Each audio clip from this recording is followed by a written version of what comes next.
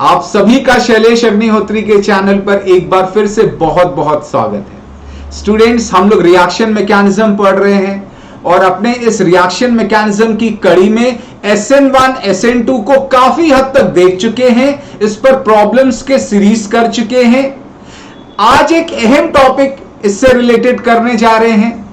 SN1 और SN2 में किन प्रकार के सॉल्वेंट का चयन किया जाता है, उसके क्या फीचर्स होते हैं, रिएक्शन को कैसे हेल्प करता है और क्यों ऐसा हम चूज करते हैं, इन सबसे संबंधित बातें आज हम करेंगे। स्टूडेंट्स, बात करें अगर SN1 की, तो यहां पर जो हम लोग खास किस्म का सॉल्वेंट इस्तेमाल करते हैं वो है पोलर प्रोटिक सॉल्वेंट। इस सॉल्वेंट की दो खूबियां होती हैं, ये पोलर भी होता है, ये प्रोटिक भी होता है। तो यहां पर पोलैरिटी का क्या इस्तेमाल है, इसके प्रोटिक का क्या मतलब है, क्या इस्तेमाल है, ये जानते हैं। पोलैरिटी, जैसा कि आप जानते हैं कि वहां पर एक डाइपोल मोमेंट होना चाहिए।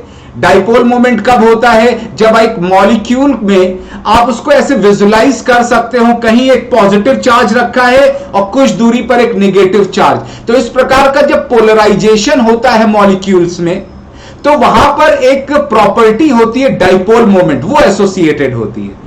क्यों होती है, क्या जरूरत है, ये सारी बातें करेंगे। अगली जो उसकी काबिलियत होनी चाहिए वो होनी चाहिए हाइड्रोजन बॉन्डिंग। प्रोटिक का क्या मतलब है, उसमें हाइड्रोजन बॉन्ड बनाने की क्षमता होनी चाहिए, जैसे कि वाटर, इथेनॉल, एसिटिक एसिड। तो ये दो क्षमताएं क्यों जरूरी है, चलिए इसकी तरफ आगे बढ़ते हैं। बच्चों, आप जानते हैं कि SN1 में हेटेरोलिसिस होता है। यहां पर सबस्ट्रेट देख सकते हैं, कार्बन और लीविंग ग्रुप के बीच बॉन्ड है। इस बॉन्ड को हमको ब्रेक करना होता है, ये लीविंग ग्रुप X- की तरह बाहर जाता है और इस कार्बन पे फाइनली पॉजिटिव आता है, कार्बोकैटायन बनता है। बच्चों, ये बॉन्ड तोड़ने में पोलैरिटी मदद करता है। पोलैरिटी का मतलब आप सॉल्वेंट को कुछ इस प्रकार देख सकते हैं, सॉल्वेंट के मॉलिक्यूल को, कि वहां पर एक जगह पॉजिटिव इकट्ठा है और कुछ दूरी पर निगेटिव।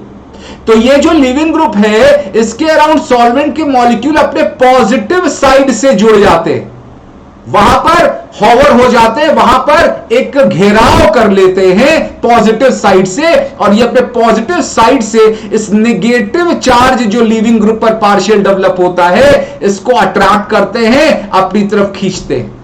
और उसी के विपरीत ये जो कार्बन है जिसमें पॉजिटिव चार्ज डेवलप हुआ है, सॉल्वेंट का जो नेगेटिव सिरा है वो अपने नेगेटिव सिरे से जाकर यहां पर चिपकता है, इसके अराउंड एक लेयर बनाता है और अपने नेगेटिव चार्ज से इस कार्बन को उल्टी दिशा में खींचना शुरू करता है, जिससे ये बॉन्ड में एक टर्मोइल होता है, खींचातानी होती है और फाइनली ये टूट जाता है। तो इस प्रकार से पोलैरिटी हेल्प करता है। अब ये प्रोटिक क्यों होना चाहिए, इसका क्या मतलब है, हमने आपको पहले ही बताया। प्रोटिक का मतलब होता है हाइड्रोजन बॉन्ड बनाने की क्षमता। आप समझे, जब लीविंग ग्रुप चला गया X- की तरह, कार्बोकैटायन बन गया, तो ये X- की देखरेख वाला कोई सॉल्वेंट होना चाहिए।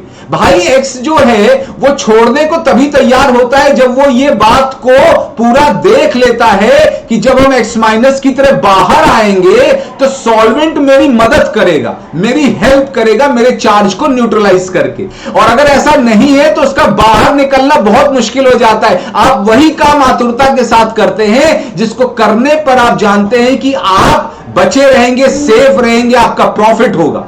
तो ये X भी अपने प्रॉफिट के लिए तभी टूटता है जब देखता है कि एक हाइड्रोजन बॉन्डिंग वाला सॉल्वेंट है और अपने हाइड्रोजन बॉन्ड से उसके नेगेटिव चार्ज को न्यूट्रलाइज कर रहा है, स्टेबलाइज कर रहा है। हाइड्रोजन बॉन्डिंग कब होती है, जब हाइड्रोजन डायरेक्टली या तो ऑक्सीजन या तो नाइट्रोजन या तो फ्लोरीन से जुड़ा होता है, और वो इतना जबरदस्त होता है कि कहीं भी जो नेगेटिव चार्ज का क्लाउड होता है उसके साथ एक जबरदस्त अट्रैक्शन करके उसके नेगेटिव चार्ज को सोख लेता है, उसको न्यूट्रलाइज करता है, जिससे एनायन स्टेबलाइज होता है। तो अगर इस प्रकार का सॉल्वेंट है तो ऐसा लिविंग ग्रुप बनने में आतुरता होगी, एक हायर टेंडेंसी होगी और बॉन्ड जल्दी रप्चर होगा और रिएक्शन फास्ट होगा। तो आई होप आपको समझ में आया होगा। अब अगली चर्चा हम लोग करेंगे SN2 की। SN2 में हमको पोलर सॉल्वेंट चाहिए, लेकिन वो प्रोटिक नहीं होना चाहिए, वो एप्रोटिक होना चाहिए, यानी उसमें डाइपोल मोमेंट तो होना चाहिए, लेकिन उसमें हाइड्रोजन बॉन्ड बनाने की काबिलियत नहीं होनी चाहिए।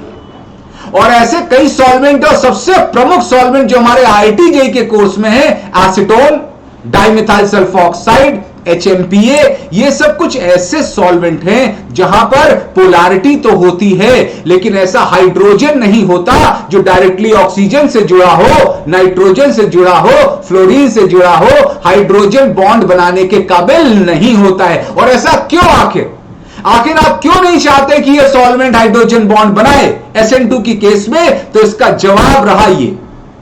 आप बच्चों देखें, आप SN2 में न्यूक्लियोफाइल का इस्तेमाल करते हैं। न्यूक्लियोफाइल पर नेगेटिव चार्ज है, अपने नेगेटिव चार्ज से वो जाकर सबस्ट्रेट पर अटैक करता है, वही उसकी पावर है। अगर आपने ऐसा सॉल्वेंट ले लिया जहां पर हाइड्रोजन बॉन्ड बनाने की काबिलियत है, तो वो हाइड्रोजन बॉन्ड से न्यूक्लियोफाइल के अराउंड अपनी लेयर बना लेगा और अपने हाइड्रोजन बॉन्डिंग से उसके नेगेटिव चार्ज को हाईली सप्रेस कर देगा। और जब नेगेटिव चार्ज ही उसका टूट जाएगा, जब आपने उसकी ताकत को ही छीन लिया, तो न्यूक्लियोफाइल कमजोर और SN2 की रफ्तार कमजोर। इसलिए जानबूझ के हम लोग ऐसा नहीं करते। और यहां एसीटोन में देखिए, और इसका जो पॉजिटिव चार्ज देखिए, आप ये लॉजिक बोल सकते हैं कि सर कार्बोनिल ग्रुप है, यहां पर पॉजिटिव चार्ज तो है, तो ये पॉजिटिव चार्ज क्यों नहीं न्यूट्रलाइज करेगा? इसलिए नहीं करेगा क्योंकि ये जो मिथाइल बल्कि ग्रुप आपने लिया है, इधर भी मिथाइल ग्रुप लिया है, इधर ऑक्सीजन लिया है, ये तीनों इस पॉजिटिव को शील्ड करके रखते हैं, उसका घेराव करके रखते हैं। और इसकी वजह से, इस घेराव की वजह से यहां पर ये जो पॉजिटिव चार्ज है, ये इस न्यूक्लियोफाइल तक पहुंच नहीं पाता और इसको न्यूट्रलाइज नहीं कर पाता है, और इसी के कारण उसकी न्यूक्लियोफिलिसिटी बची रहती है और वो बेहतर SN2 रिएक्शन कर पाता है। तो ये था आज का हमारा सेशन, SN1 और SN2 में किस प्रकार के सॉल्वेंट की उपयुक्तता है, कौन सा उपयुक्त है, कौन सी जरूरत है, क्यों जरूरत है, सारे रीजन के साथ सरल भाषा में आज हमको बताए, आप लोगों को बताए। और बच्चों, अगला जो टर्न होगा वो एलिमिनेशन रिएक्शन का होगा। ये SN1 SN2 हमने खत्म कर दिया है, प्रॉब्लम्स हम लाते रहेंगे। अगला जो थ्योरी का क्लास होगा वो elimination reaction E1 E2 E1 CB, ये तीन हमारे कोर्स में है, E1 E2 E1 CB। इन सबका इंट्रोडक्शन देकर हम सबका डिटेल देंगे, सबका जो फीचर्स है, जो भी कंड्यूसिव सिचुएशंस है, सब हम सिंपल वर्ड से समझाएंगे। तो इसी प्रकार से आप एक एक वीडियो को पूरा गौर से देखते रहिए, समझते रहिए, पढ़ते रहिए। अपना बहुत बहुत ख्याल रखिए। बहुत जल्दी मिलते हैं अगले वीडियो के साथ एलिमिनेशन में। तब तक के लिए थैंक यू वेरी मच।